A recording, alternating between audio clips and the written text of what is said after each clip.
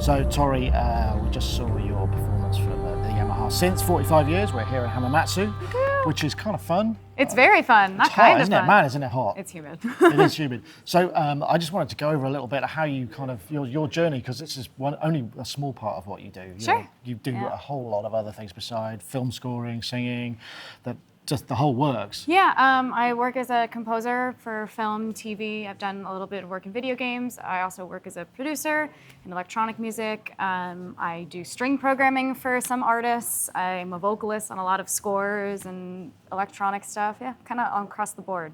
Well, it's kind of the thing that one has to do, unless you're kind of the only violinist in town. I think so. You've got to I like it. I don't like being stuck in like a box. I like when people are, I don't want to just be a composer. I'm a musician. I'm an artist. So like, I don't want to be labeled like one thing. Like bouncing around. Yeah, sure.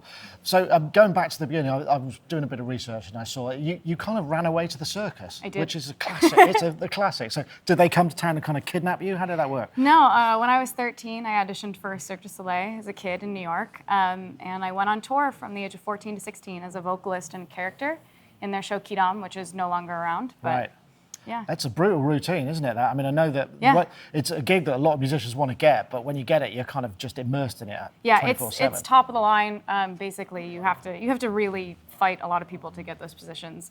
But I was a kid, so I did split the role with someone, so I wasn't quite doing 8 shows a week. But I did, take school on the road and in a trailer, and then my life was lived in literally a circus tent. So it was pretty amazing. I got to travel all over the world. Yeah, no, that sounds like a fantastic sort of, and also you kind of does that make you fearless when you perform now? Because I mean, nothing compares to that kind of stress and pressure. It's a little different. I don't perform live so much anymore. I'm very much a studio musician, and I'm in my little like cozy studio hole. Right. But I mean, this kind of stuff is really fun, and I get to work with something that's familiar to me, so it's nice. But with Cirque, the reason all like the world vocal type stuff that I do now actually kind of came from that. From singing in all these weird languages and things. So.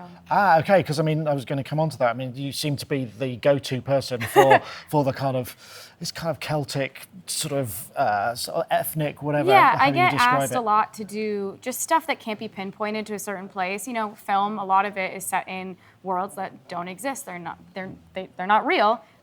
Thor: The Dark World, Brian Tyler's amazing score being like a huge example of that. Obviously, Asgard is not a real place. So what does that sound like? I get asked to do that all the time. I've sang in Elvish, all kinds of weird languages. Yeah, I was going to say. So do they give you languages, or do you have to make it up Rarely. for yourself? Most of the time, I am making up the syllables as I go, and I'm hired a lot to improvise. That's become something I'm known for. Is that harder, do you think, than writing actual lyrics?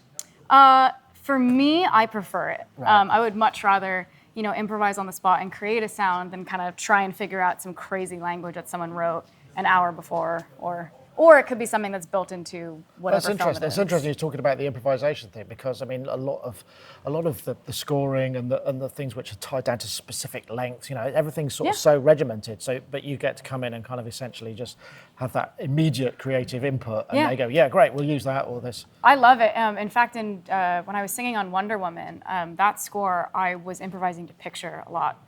Most of it didn't make it into the final score, unfortunately, but it was very cool whenever I get to improvise to something that's so emotional and moving like that, and you're really attached to the picture instead of attached to, some sort of music on a page. Oh, wow, okay. So do you when you record your own vocals, I mean, because a lot of vocalists who improvise, they're using loopers and whatnot to build up textures, I mean, do you kind of do that stuff in your own work? So I have my own studio, and I'd say 90% of the work that I do now, I remote record myself.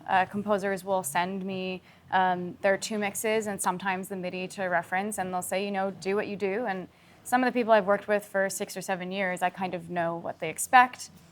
So we have a rapport. But I mean, a lot of people just want me to do my thing, which is kind of nice. Do you think that, I mean, because I know you went to Berkeley as well and you studied there, I mean, did that prepare you for that, being able to work in these kind of unique ways, or did you kind of figure all that stuff out for yourself? I had to figure a lot of it out. I went to Berkeley for film scoring, and that was great for kind of like building blocks of scoring. But in terms of the vocal side and actually being in the industry, it's such a learning curve when you get out there. I was fortunate enough to kind of be an intern and overall assistant at Zimmer studio remote control for about 3 years. And that was the biggest training ground in school that I could have asked for. You kind of understand what you're the kind of the vibe, I suppose. Yeah, and Lauren Balfe, who works at Remote Control, he was one of the first people to hire me, and we kind of built a rapport really early on, and he kind of let me be free to improvise on his scores, and then when people heard it, they were like, oh, I want that. And so I got to play around there first before I kind of went into the big world by It's myself. really interesting, isn't it? You kind of all these guys and girls who are kind of like locked to the door. In fact, you are the human embodiment of doorless jamming in some ways, are you? Kind of like, all you need is a kind of beard and go and live in Shoreditch or something. Yeah, I don't know if that would be for me, but maybe not. So I was looking on your Instagram as well. I mean, you have a bunch of synths in your studio. I do. I collect. Yeah, do you? So, okay, here's just a flippant question. What was the last synth you bought and why? Yamaha CS20. Okay, a 20. An Interesting. oldie. And actually, I did a podcast with these guys where they bought one right after I did, and we kind of played around with it. And I did a video at my studio with it that'll be out soon. But man, that's a fun synth. Yeah. It's interesting because it has qualities of a CS80, but it's got a really fat bass sound to it. And it's got interesting features involving glide, which I've never seen on a synth before. It's just a really fun thing to play around with. So a lot of people who work in scoring, they collect, and they very rarely get to use that stuff because it's not so repeatable, a lot of the analog stuff. I mean, Sure. do you try hard to get that into yours, or do you just kind of use it for more? No, I mean, I think the beauty of it is that you can't repeat it. Yeah. What I do, and my husband is also a composer, so we often kind of get times where we can mess around on a project that we work together on and just record loads and loads of audio and basically cut stuff up and make our own samples, essentially. Right. So in that case, we can, call it back because we have the audio. And we'll sit for hours and just record. But then once that's done, unless it's something very specific that you did, the beauty of those synths is that, there's that moment. Yeah. Well, then you've got to catalogue it and remember where you put it and stuff, I suppose. But yeah. So, okay, what are you looking? What's your next? What are you hankering after? What's the one that you'd like to get and kind of? I've kind of gone into the Eurorack hole a little bit. But honestly, the CS20 was a big old purchase. I went to Toronto a couple months ago and shipped it back. I bought it there. Okay. So I'm trying to lay low, and I have obviously the Modi-X and the Montage. Like, we're running out of space for keyboards. Right. So things that are smaller that can fit in the Well, studio. you can fit Euroracks in kind of little nooks and crannies, can't you? We ran out of rack space. So I think the next thing on the agenda is a new case, unfortunately. So what's next for you creatively? What's on the agenda? I know you have to be quite secretive about some of these things. No, it's okay. I just finished scoring a series of sorts on Snapchat. Snapchat's doing original content. So I did season 3, which is out, and season 4 is about to come out of a show called Dead Girls Detective Agency. It's like a young adult Nancy Drew meets ghosts kind of detective series. And it's very cute, and you can watch that on the app. And then the next thing, I'm working on a side project. It's an electronic project called Tiny Cat. And I'm going to take kind of a little detour to focus on that for a little bit and get to actually play with my synths.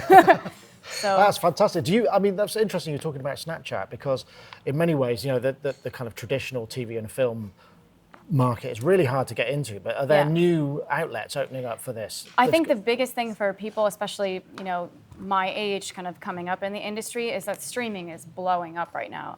Between Apple, I have something coming out on Disney Plus, which I can't actually I can talk about it now. It's out in the open. I scored a short for Disney Plus that'll be out at some point when that's kind of out in the air. But streaming is kind of like the new frontier. And it's not so many of the old guards that you have at big studios. It's a little bit easier to get your foot in. And there's more, there's so much content and you can be so creative, and there's so many different things going on with YouTube, and Facebook has content now. I mean, like, the possibilities are endless. Right. So for someone like me, I think it's a great starting ground. Excellent. Tori, thank you very much for talking to us. It's so nice meeting you. Thank you. Thank you.